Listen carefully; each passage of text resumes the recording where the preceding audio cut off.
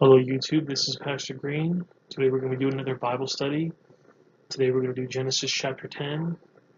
You can email me at godsohman@gmail.com. This is a YouTube Bible study. Make sure you subscribe to my channel, click the notification bell, like, and also comment. By subscribing, it lets you know, it gets you all my notifications, and clicking the bell anytime I post a video, then you get a notification about that. Liking and commenting helps with the YouTube algorithm. Even if you don't really have anything to say to comment about, just say hi or good job or something like that, and that way I get a comment. We're going to be doing Genesis chapter 10, and I'm going to be doing things a little bit differently. I'm not going to read word for word what the Bible says. If you would like to read all the genealogies, you can just pause it. I'm just going to skip through it real quick and go over the big points because this, again, is genealogies, and most people don't really do these. Maybe I'll do a video sometime on just the genealogies. The Genesis 10, verse 1 says, "Now these are the generations of the sons of Noah, Shem, Ham, and Japheth. And unto them were born after the flood." And then it goes into verse 2 and talks about the sons of Japheth.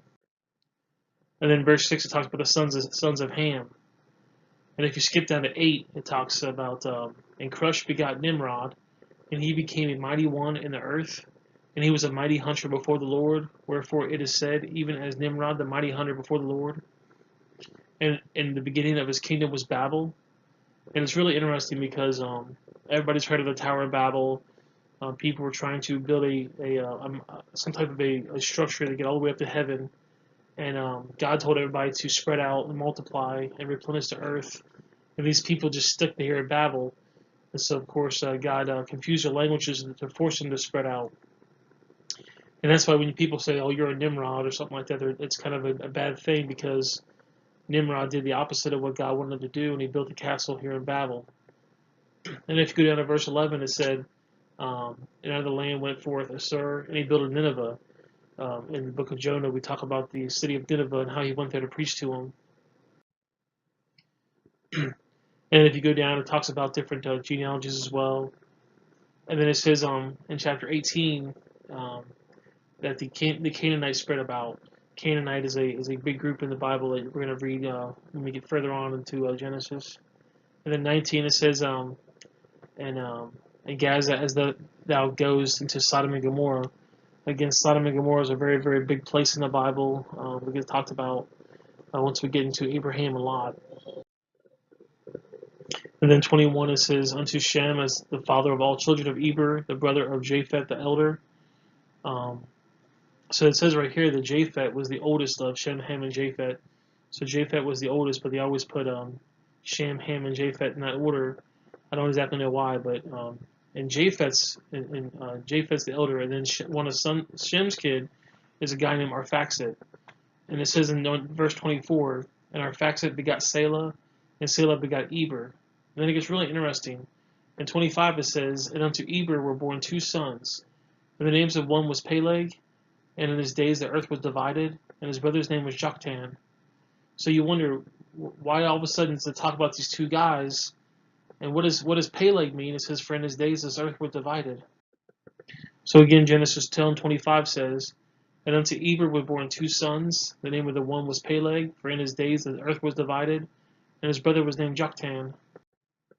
So if you look out here on my little chart, Peleg is right here on the chart, and it says that he lived to be 239 years. But if you look at the person above it, it says they lived over 400 years. So is it possible that maybe the years were divided by that way? There are several theories about what was divided in the day of Peleg. The first one could be that the nations and the languages were divided at the Tower of Babel, and people moved away from each other. It's possible that the dividing means that at this point everybody was at one spot, and they divided among nations and languages. The second one could possibly be that the continents moved and split. Today we know that the continents are moving a very little bit every year, and it's possible at this point that's when the continents moved and split. The third one is the water came up from ice melt and divided the high spots into lands and continents. And the last theory is the land was surveyed to avoid disputes due to population increases. Now, when you have a bunch of people and they want to live, you have to separate the land, or else people are going to say, "This is my land. You shouldn't be on it." There's a book out there called the Book of Asher, and the Book of Asher is actually mentioned in Joshua and 2 Samuel. Now, I don't know if this is the actual Book of Jasher. It's very possible that somebody said, "Hey, I saw this was mentioned. Let me go ahead and write my own little book." But it's really interesting in the Book of the Book of Jasher, on chapter 7, 19 and 20. It says, "These are the generations of Shem. Shem begat Arphaxad, and Arphaxad begat Selah, and Selah begat Eber. Unto Eber were born two children. The name of one was Peleg, for in his days the son of men were divided, and in the latter days the earth was divided." So there it's mentioning that the son of men were divided, meaning possibly that the nations were separated, and then later on that the earth was divided, which could mean that the continent split, the ice came down, or possibly that people divided it due to property. And then it says, "And the name of the second was Yuctan," meaning that in his days the lives of the sons of men were diminished and lessened. And that's what I was talking about, possibly how everybody lived to be 400 at that point, and then after Peleg, he only lived to be 200. Then there's the Book of Jubilees. Again, I don't know that this book is inspired or not. It's not part of the Bible. But the Book of Jubilees is also mentioned in the Bible. And in the Book of Jubilees, chapter 8, verse 6 and 7, it says, "In the 60th year therein bore him a son, and she called his name Peleg. For in the days when he was born, the children of Noah began to divide the earth among themselves." So that could be talking about possibly dividing the property lines. "And on his account he called his name Peleg, and they divided the earth among themselves in the wickedness as told to Noah."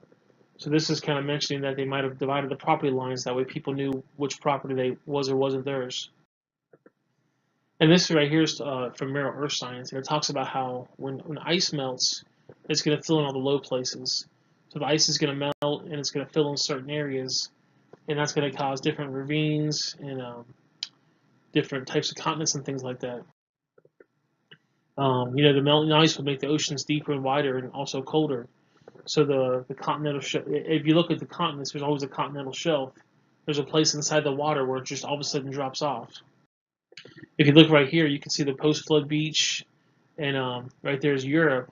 And this area from Europe to Scandinavia, from Europe to the British Islands, and also Scandinavia, the average depth of the ground is only about 150 feet deep. And you can look over there on the left-hand side, and this is the pre-flood beach. So this is the continental shelf. It's not much more than 150 feet deep. And it's been said that if you actually lower everything down about 1 mile, the whole entire Earth would be covered again. But across the whole entire across the whole entire world, you have a thing called the continental shelf. And right here's showing Europe. It's very possible that as the oceans fill with melting ice, the Mediterranean would be backfilled. So the water would come in from this side, and it would go right to the left, or go right to the right, and it would start filling in this area. And then after that, it will start filling in this area after the Mediterranean area got filled up. And it's really interesting. In June of 2000, there was the ancient Egyptian city was discovered under 30 feet of water in the Mediterranean Sea. They speculate that the sea level was lower sometime in the past, and cities have been discovered all over the world. This is a little picture of them discovering a little part of the city. And even in India, they've actually noticed that there's actually been underwater cities. This is a guy that's surveying the U-shaped structure and the blocks on the seabed in India. So as the oceans fill with the melting ice in the Mediterranean Sea, the Black Sea would also be filled up. So it would fill this whole area up, and then you go up to the Black Sea. The summer of 2000, ancient cities were discovered under 150 feet of water in the Black Sea as well. And they also speculate that at this time the sea levels were lower in the past. This science book right here is talking about you have the continental shelf and the continental slope, and then you have the continental rise. And this is saying that at some point, the continents are pretty level. There's a drop off where all the sediment goes down to, and then you actually start the ocean. If you jump down from Genesis 10 down to verse 31, it says, "These are the sons of Shem after their families, after their tongue, and their lands, after their nations.